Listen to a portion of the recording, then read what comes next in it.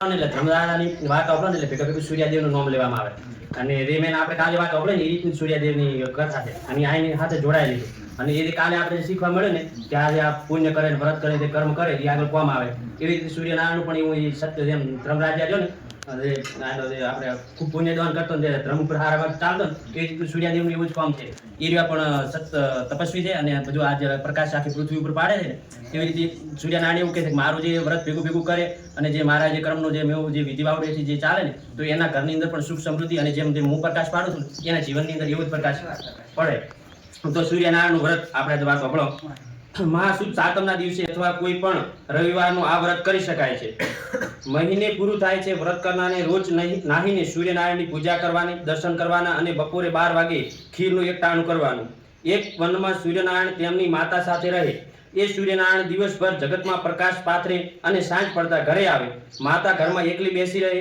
એક દિવસ સૂર્યનારાયણે વિચાર્યું કે જો હું પરણું વહુ આવવાથી મારી માતાનું એકલપણું મટે સૂર્યનારાયણ દરરોજ રહે એટલે કે હું પરણું તો મારે વહુ આવે તો મારી માન બે રહે એકલાપણું મારી માન ન રહે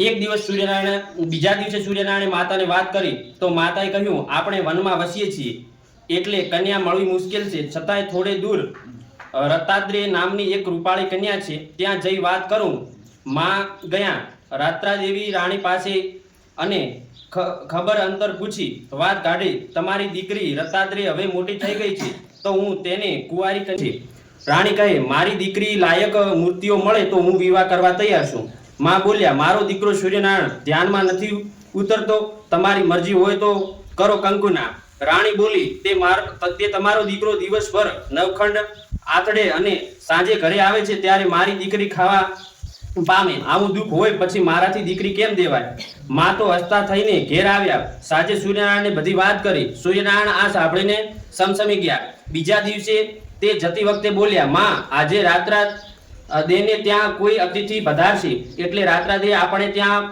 પાણીથી ભરેલો ઘડો લેવા આવશે તારે ખુશીથી તેને ભરેલો ઘડો આપવાનો પણ તેની સાથે તેની માને કહેવડાવવાનું કે જે ઘડો આપ્યો છે ને તે પાછો આપી જવાનો જો ઘડો ફૂટશે તો રાત્રે તેના વિવાહ સૂર્યનારાયણ સાથે કરવા પડશે આટલું કહીને સૂર્યનારાયણ ગયા અને 16 કળાએ ખીલ્યા એ દિવસે સખત તાપ પડ્યો બધા જીવો તડપવા લાગ્યા એટલે સૂર્યનારાયણ વિચાર્યું કે હવે મારે કરવું પડશે એટલે એટલો શબ્દ તાપ ને બધું જોઈ એટલે હવે આને કે આપણે ઘરે ઘડો લેવા આવે ને પાણીનો તો કહેવાનું કે તારે મહેમાન સુધી પટી જાય પાછો પહોંચાડ દો તો ફૂટ્યો ને તો વિવાહ તમારે નોંધણી આવવી પડશે મારા છોકરાને વિવાહ કરવા પડશે કે રાત્રાદ્રે ત્યાં અતિથિ પધાર્યા હતા તે ઉકળાટથી ત્રાસી ગયા હતા ઘરમાં પાણી ખૂટી જવાથી રાણીએ રાત્રાદ્રેને સૂર્યનારાયણને ત્યાં ઘડો પાણી લેવા મોકલી સૂર્યનારાયણની માતાએ પહેલી શરત જણાવી એટલે રાત્રાદ્રે વિલે મોઢે ઘેર આવી અને બધી વાત કરી રાણીએ કહ્યું સારું તું તારે ઘડો પાણીનો લઈ આવ રાત્રાદે પછી સૂર્યનારાયણની માતા પાસે આવીને આખો ઘડો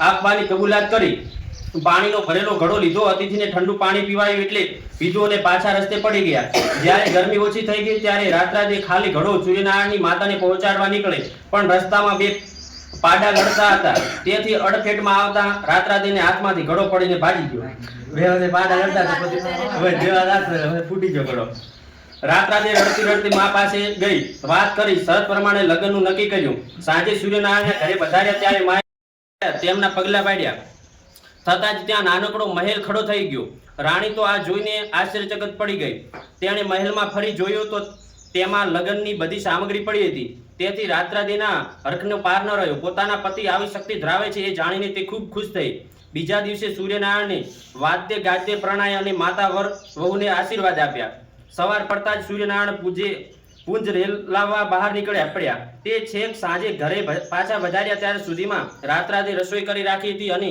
સાસુની સેવા પણ કરતી હતી પરંતુ જમી ન હતી સાંજે સૂર્યનારાયણ આવ્યા ત્યારે તેમને સાથે જમવા બેઠી આ રીતે રાત્રાદે આખા દિવસ ભૂખ્યા રહેવું પડતું તેથી દુબળી પડતી ગઈ રાત્રાદેની માતા એક દિવસ જમાઈની ખબર પૂછવા આવી તો તેણે રાત્રાદે સુકાઈ ગયેલી જોઈ તેણે પૂછ્યું બેટા અહીંયા તને સર્વ પ્રકારનું સુખ છે છતાંય તું કેમ સુકાતી જાય છે રાત્રાદે બોલી મારા પતિ સવારમાં ફરવા નીકળે તો સાંજે આવે ત્યાં સુધી મારે ભૂખ્યા બેસી રહેવું પડે છે પતિના જમ્યા વગર મારાથી જમાય સી રીતે? આમ હું દિવસમાં એકવાર સાંજના જમું તેથી દુબળી પડી ગઈ છું. રાણી કહે, સવારે તારા પતિ મોઢામાં ગોળની કાંકરી નાખીને જાય તો તારાથી ગમે ત્યારે જમી શકાય. બીજા દિવસે સૂર્યનારાયણ જવાની તૈયારી કરતા હતા ત્યારે રાત્રાદેવી તેમના ગોળની કાંકરી આપવા માંડી તો બોલ્યા, મારા માથે પ્રાણી માત્રનું પૂરું કરવાની જવાબદારી છે. કીડીથી લઈને કંજૂસ સુધી મારે પોષણ કરવાનું છે, એટલે મારી ફરજમાં મુક્ત ન થાઉં ત્યાં સુધી મારાથી મોઢામાં કંઈ નખાય નહીં. સૂર્યનારાયણ ગયા. રાત્રાદેવી વિચારમાં પડી. પોતાના પતિ આખો જગતનું પોષણ કરે છે એ વાત માન્યમાં આવે કે કેમ? સત્યતાની ખાતરી કરવા તેણે એક દાબડીમાં એક કીડીની પૂરી, પછી તેનો ઢાંકણું વાસી દઈને દાબડી ગોખલામાં મૂકી દીધી. તેમણે જણાવ્યું હતું કે પોતાના પતિ આ દાબડીમાં પૂરાયેલી કીડીને કેવી રીતે પોષે છે. સૂર્યનારાયણ સાંજે આવ્યા અને જમવા બેઠા ત્યારે રાત્રાદેવી હસતા હસતા કહ્યું, હે નાથ, વચન પાળ્યા પહેલા જમી લીધું છે, હજુ એક કીડી ભૂખી રહી ગઈ છે. સૂર્યનારાયણ ગુસ્સે થઈને બોલ્યા, મારા માન્યમાં આવતું નથી, ક્યાંય છે એ કીડી? રાત્રાદેવી ગોખલામાંથી દાબડી લઈ આવી અને ઢાંકણું ઉઘાડીને જોયું. દાબડીમાં કીડી હતી. અંદર ચોખાનો અડધો દાણો કોરાયેલો પડ્યો હતો. રાત્રાદેવી તો કીડીની જીવતી જોઈને વિચારમાં પડી ગઈ. એવું બનેલું કે રાત્રાદેવી કીડીની દાબડીમાં પૂરી એ વખતે એના કપાળમાં કરેલા ચાંદલાની એક ચોખાનો દાણો ખરીને સીધો દાબડીમાં સરી પડ્યો અને તરત જ તેણે ઢાંકણું વાસી દીધું. રાત્રાદેવીનું ઉતરી ગયેલું મુખ જોઈને સૂર્યનારાયણે કહ્યું, હવે તો ખાતરી થઈને કે હું કીડીને કંજૂસ સુધીનું પોષણ કર્યા પછી જમવા બેસું છું. જગતમાં કીડીને કણ અને હાથીને મણ મળી રહે છે. સૂર્યનારાયણે ગુસ્સામાં રાત્રાદેવીને શાપ આપ્યો, તું ગમે તેટલું રાંધીશ પણ ધરાઈને ખાઈ નહીં શકે. બીજા દિવસે રાત્રાદેવી વધારે રસોઈ બનાવી. માત્ર 4 કોળિયા ભરાયા એટલી રસોઈ વધી હતી. સાસુ વહુએ 2 કોળિયા ભરીને સંતોષ માન્યો. એક દિવસ પાડોશમાં રહેતા એક ડોશી રાત્રાદેવી પાસે આવી કહેવા લાગ્યા, વહુ બેટા, હું રોજ શીરો બનાવીશ, થોડો ખાઉં છું અને થોડો પછી ખાવા માટે રાખી મૂકું છું, પરંતુ જ્યારે ખાઉં છું ત્યારે ઠામમાં નથી હોતો અને તો મને કોઈ ખાઈ જતું હોય છે. એ કે મારો શીરો બનાવવો પણ ઠામમાં પછી નથી હોતી. શું થતું હોય છે? કોઈ ખાઈ જતું હોય છે.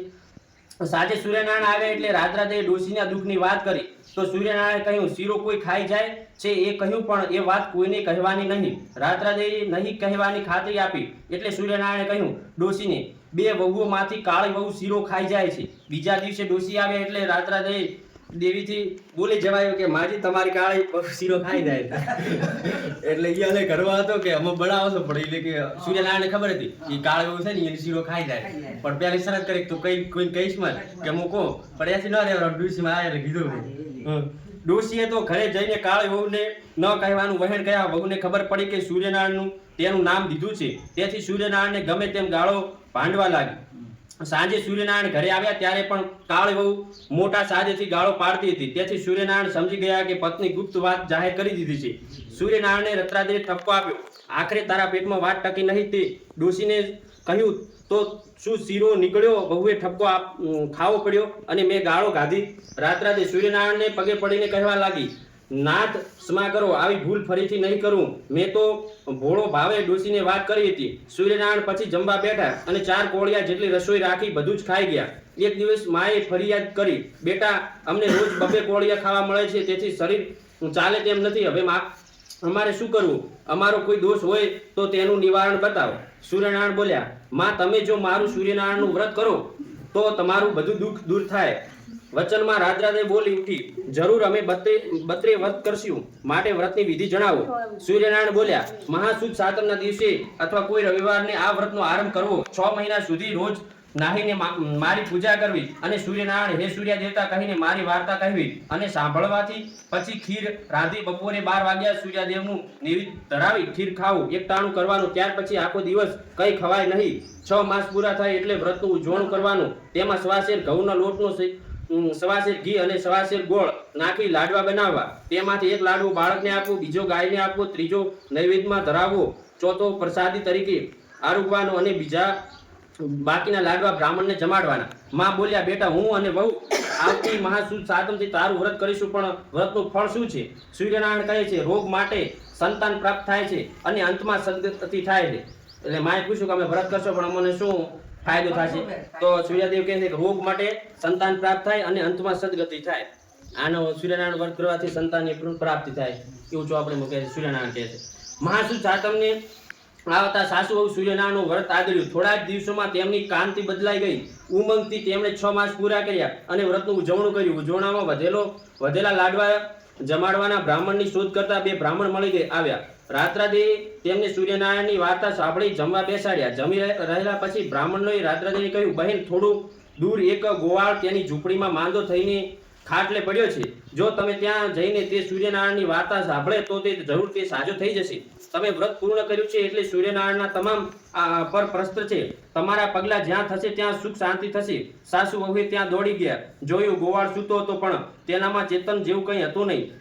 રાત્રાતે તેની પાસે બેઠી અને જય સૂર્યનારાયણ કહી તેને સૂર્યનારાયણની વાર્તા સંભળાવી અને લાડુની પ્રસાદી તેના મોઢામાં મૂકી. તે સાથે જ ગોવાળ જાણે તંદુરસ્ત હોય તેમ બેઠો થઈ ગયો અને બંને પગે પડી કહેવા લાગ્યો, તમારું કલ્યાણ થાવું. દેવીઓ, તમે મને મોતમાંથી ઉગાર્યો. તમારો ઉપકાર માનું છું. ન માનું એટલો થોડો. રાત્રાતે બોલી, અમે તો માત્ર નિમિત્ત છીએ. કરતા આટલા તો સૂર્યદેવ છે. તેમના વ્રતથી પ્રભાવથી તમે સાજા થયા છો. તેમની ભક્તિ કરશો તો તમારું કલ્યાણ થશે. ગોવાળે કહ્યું, દેવી, આજથી હું નિયમ લઉં છું કે સૂર્યનારાયણના દર્શન કર્યા પછી જમીશ. જય સૂર્યનારાયણ, જય સૂર્ય દેવતા. તમે જેવા રાત્રાદેને ફળ આપ્યા છે એવા તમારું વ્રત કરનારને, આ કથાના વાંચનારને અને સાંભળનારને ફળ આપજો.